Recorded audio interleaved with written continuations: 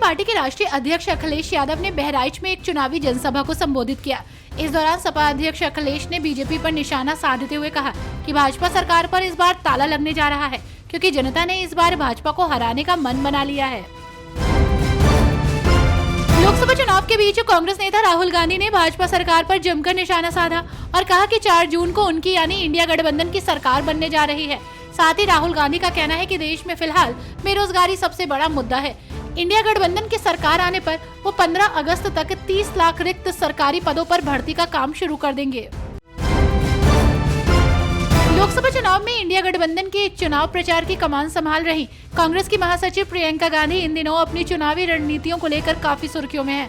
इस बीच प्रियंका गांधी रायबरेली में कांग्रेस प्रत्याशी राहुल गांधी के चुनाव प्रचार में जुटी हुई हैं। इलाहाबाद हाईकोर्ट की लखनऊ पीठ ने लिव इन रिलेशन मामले को लेकर एक बड़ा फैसला सुनाया। इलाहाबाद हाईकोर्ट ने कहा कि इस्लाम धर्म के मानने वाले व्यक्ति को पत्नी के जिंदा रहते हुए लिव इन रिलेशनशिप में रहने का कोई अधिकार नहीं। साथ ही कहा कि इस्लामिक मत इस बात की इजाजत नहीं देता कि कोई मुस्लिम व्यक्ति अपने निकाह के बने रहते हुए दूसरी महिला के साथ रहे। लोकसभा चुनाव के रण में इन दिनों मुस्लिम आरक्षण का मुद्दा खूब गरमाया हुआ है। हाल ही में बिहार के पूर्व मुख्यमंत्री लालू प्रसाद यादव ने एक बड़ा बयान देते हुए कहा कि मुसलमानों को आरक्षण मिलना चाहिए, जिसे लेकर यूपी के जमीयत उलेमाए हिंद के लीगल एडवाइजर काब रशीदी ने कहा कि अजीब विडंबना है, मुसलमान तो आरक्षण की मांग ही नहीं कर रहा है, जिसके बाद भी आरक्षण की माला मुसलमानों के गले में डालकर राजनीतिक यात्रा को सफल बनाने की कोशिश की जा रही है। राजस्थान के सीएम भजनलाल शर्मा ने एक बड़ा फैसला लेते हुए महात्मा गांधी नरेगा में लगे संविदा कर्मियों को स्थायी करने की प्रक्रिया शुरू कर दी है। इस प्रक्रिया में उन्हीं कर्मियों को लाभ मिलेगा जो अपनी सेवा के 9 साल या फिर इससे अधिक की अवधि पूरी कर चुके हैं। हालांकि अन्य विभाग या योजना की सेवा अवधि को इस प्रक्रिया में शामिल नहीं किया जाएगा।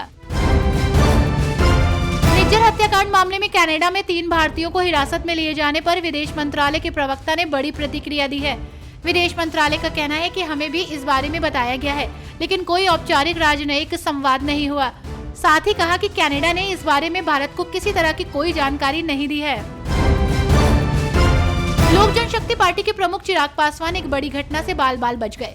आपको बता दें कि चिराग पासवान बिहार के उजियारपुर में एक जनसभा को संबोधित करने के लिए पहुंचे थे। यहां बने हेलीपैड पर चिराग का हेलीकॉप्टर अचानक ट्रैक से नीचे चला गया। गनीमत रही कि हादसा होने से पहले ही टल गया। राहुल गांधी ने तमिलनाडु में एक जनसभा को संबोधित किया। इस दौरान राहुल गांधी ने भाजपा पर हमला कर कहा कि बीजेपी आरक्षण खत्म करना चाहती है, जबकि कांग्रेस इसे 50% से ज्यादा बढ़ाना चाहती है। हालांकि आरक्षण खत्म करने के लिए पीएम मोदी ने कई सरकारी कंपनियों का निजीकरण तक किया है, जैसे कि नरेंद्र मोदी ने अडानी जैसे लोगों के लिए काम किया है।